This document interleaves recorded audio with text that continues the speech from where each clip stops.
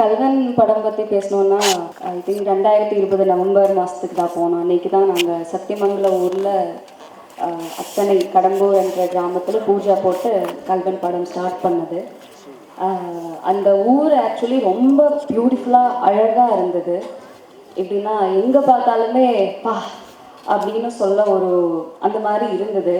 So அங்கே shoot பண்ணதே வந்து எங்கள் டீமுக்கும் இந்த படத்துக்கும் ஒரு விஷுவல் அட்வான்டேஜாக இருந்தது. அண்ட் ஜிவி கூட எனக்கு இது 2வது படம்.